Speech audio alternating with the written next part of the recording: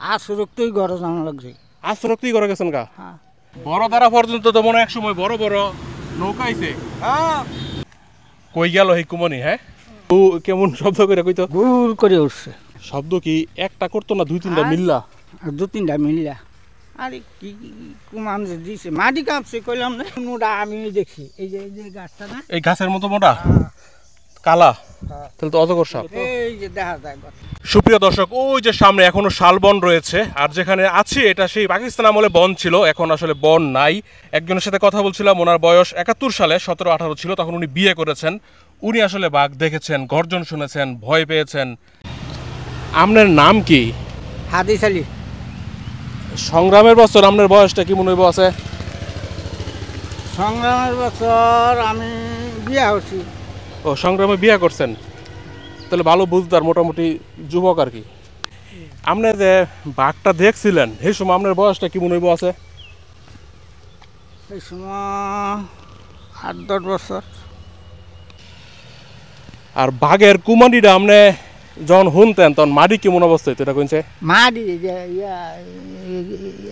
থাকতে আইসি ফরে বাঘে কুমান দিলে থর থরাইয়া মাটি কাটছে। উড়ানের মাটি? উড়ানে মাটি যে কোঁড়া দিছি মাটি দেখা। কোটার বিল্ডিং যেটা আছে নতুন ইয়া দিলে, কোটা দিলে হ্যাঁ, থর থরাইয়া কাটছে। পরে আপনারা ছোট মানুষ যারা আছেন এরা কি করতেন? দৌড়ায় ঘর গেছেন গা নাকি? ঘর ওই দিছি, আসরক্তই ঘর জানা লাগছে। আসরক্তই ঘর গেছেন গা? হ্যাঁ। তাহলে রাইতের বেলা মানুষের আর রাইতের বেলায় কুমান শুরু হলে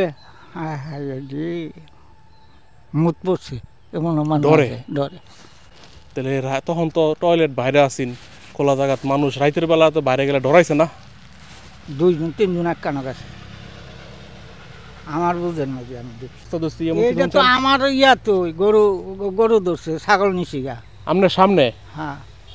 তাহলে কোন জায়গাটা সেই সময় তো আমরা অনেক যেন খারি হয়েছে, এটা সেই সময় গড় পুরা গড়া গড় এই জায়গার থেকে নিচে গা ওই যে দুই বাঘের একটা গরু নিছেন গা এইসব জায়গার তো গরু ছাগল আইতো করে আসরের শেষ গে। আসরের শেষে দায়িত্ব। হ্যাঁ।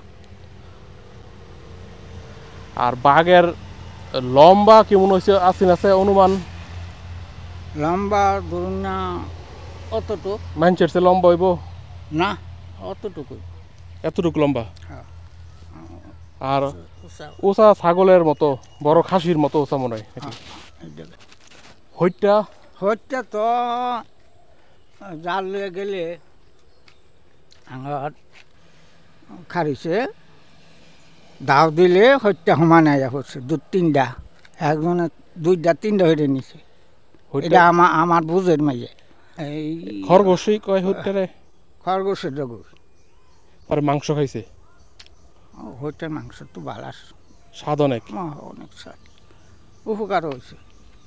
বেড়া কাঁপতো। কুমানিটা কি আপনি কইতে পারবেন না কেমন কুমানি আছেন? ঘু কেমন শব্দ করে কইতো? গুড় করে উঠছে। আর কইলাম না যে কি শব্দ যে হয়েছে, এটা আমি বাইরে আগে আছি সেদিকে আনছি এনো এনো থাকতো শুনছি, এনো আইসি ঘরে শুনছি বাগের অনেক তো আর দেখি না। শব্দ কি একটা করতো না দুই তিনটা মিল্লা? 2-3টা মিললা। আরে কি কুমান যে দিছে, মাটি কাঁপছে কইলাম না। কুমারি শুনলি মনে ডর করছে? ডর হচ্ছে। আল্লাহ আল্লাহ আল্লাহ আল্লাহ।